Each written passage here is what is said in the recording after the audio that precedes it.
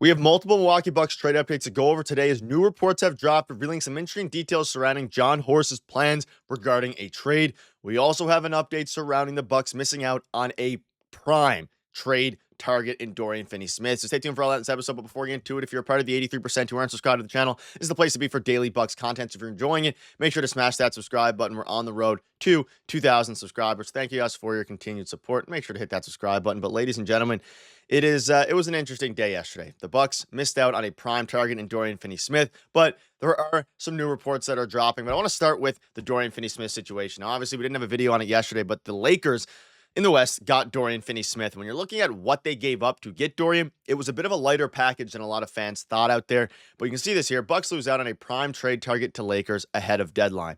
And it's interesting. So the Milwaukee Bucks have been expected to be one of the more active teams ahead of the NBA trade deadline. They've been connected to a few players, but one of the more linked ones was Brooklyn Nets forward Dorian Finney-Smith, which was covered on the channel. However, the dream of DFS is coming to an end and has ended. According to Shams, he was traded to the Lakers. Now, when you're looking at the trade, it was a very interesting one. They obviously gave up, the Lakers, that is, gave up 3 second-round picks, and they got Dorian Finney-Smith and Shake Milton. And they, of course, Lakers also gave up D'Lo and a prospect. So when you're looking at how the Bucks could have compared to that, I see a lot of fans out there being livid, saying that they should have made this deal. For one, the Bucks don't have players of a lot of value, quite frankly, that they're willing to trade. They, of course, have Damian Lillard. They have some prospects. They have Ajax, who they're not going to trade. They have AJ Johnson, who they're probably not going to trade, AJ Green.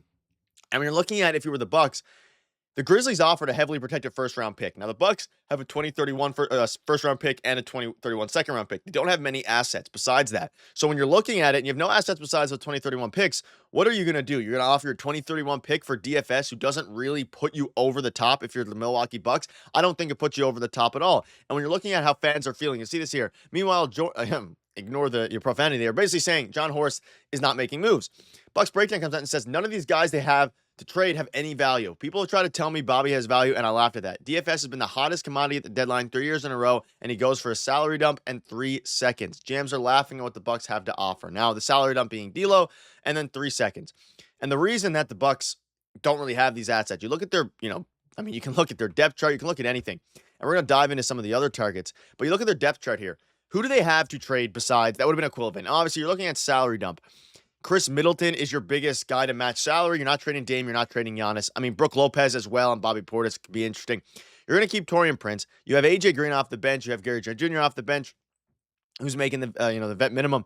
You have no guys for A, to match salary, but B, that are really intriguing for other teams. Now, if you're the Brooklyn Nets, you were hoping that, you trade, you get your 3 seconds, and you get D'Lo, and then you flip D'Lo for further assets, probably a second-round pick or something of that nature.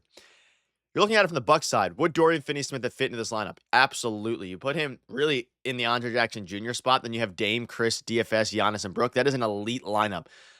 Would they have been willing to give up their 2031 first? Clearly not, because obviously if they were, they would have got the job done, and they're trying to move off of Bobby Portis, who doesn't have much value, even though he has been playing very well for the Bucks. I think there are some teams out there that would trade for Bobby Portis, but the Brooklyn Nets are not going to be trading their prized asset for a guy like Bobby Portis, who isn't going to get them much.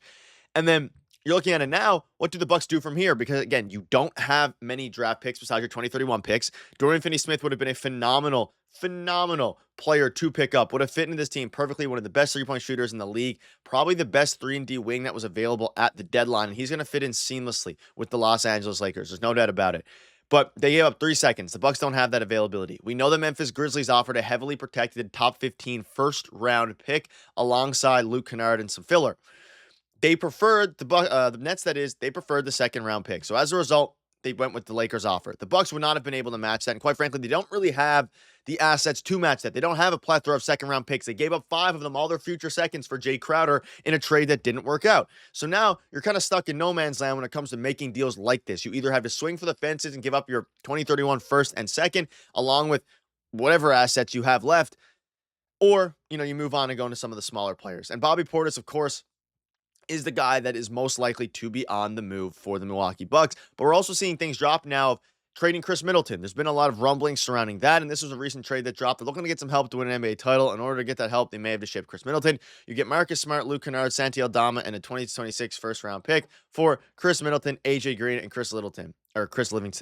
So now this is I mean, it's a bit of a crazy trade for sure. You're basically just retooling your lineup here, but you're also getting a first round pick back. Now, I'll preface this by saying I don't think the Grizzlies would give up a first round pick in order to acquire these players, but because they obviously gave up multiple firsts for Marcus Smart. So, I mean, if you're the Bucks, this deal is definitely interesting. You're getting Marcus Smart, a gritty 3-and-D wing slash point guard. You get Luke Kennard, you get Santi Aldama, and you also get a first round pick. I think the Bucks probably do this deal. Let me know down below. Even though the chemistry with Chris Middleton, with Giannis and all those things is very good and very nice, but you're also giving up AJ Green, which is something that would make Bucks fans hesitant, I think. And that's probably where the first round pick is coming from. Is AJ Green with the first round pick? No. But he's a very good 3-and-D wing. And in his first full season in the league, he's looking, even though at 25 years old, like he's starting to come around and kind of develop into his own player. So this trade obviously is Marcus Smart for Chris Middleton, AJ Green, and it's a little bit ridiculous.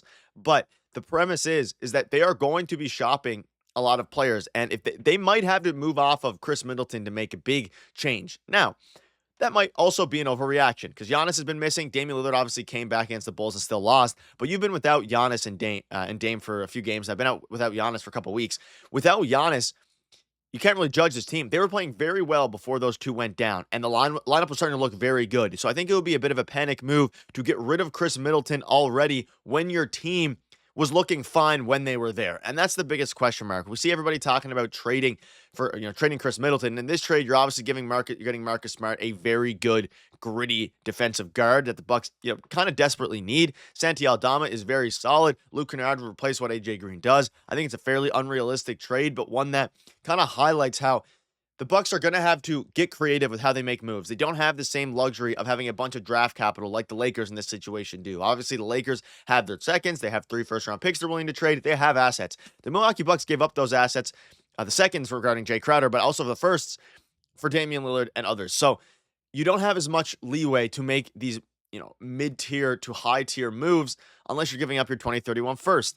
Or you can trade a guy like Chris Middleton. Now, if you're the Grizzlies here, again, I don't think you do the deal, but a lot of the guys that the Bucks have simply don't have as much value that fans were hoping for, which is why they weren't able to get a guy like Dorian Finney-Smith. Because I know John Horst was out there thinking, hey, DFS would be the perfect player for this team, would make a ton of sense, would fit beautifully, gorgeously into this team.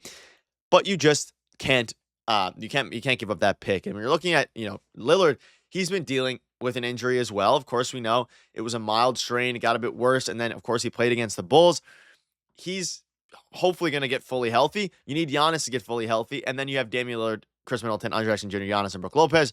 And your team is starting to look a little bit better. And they were on an absolute roll, an absolute tear. One of the best teams in the NBA before Giannis and Dame went down. They've been dealing with injuries all year. And we know when they play together, things were very good. And we haven't really seen them play together alongside Chris Middleton very much this season. So it's going to be interesting to see what they do. Let me know down below what your thoughts are. Let me know if you were upset that John Horst missed out on DFS. We'll keep you up to date with all the latest Bucks news. So make sure to hit that subscribe button. Thank you guys for watching. See you later.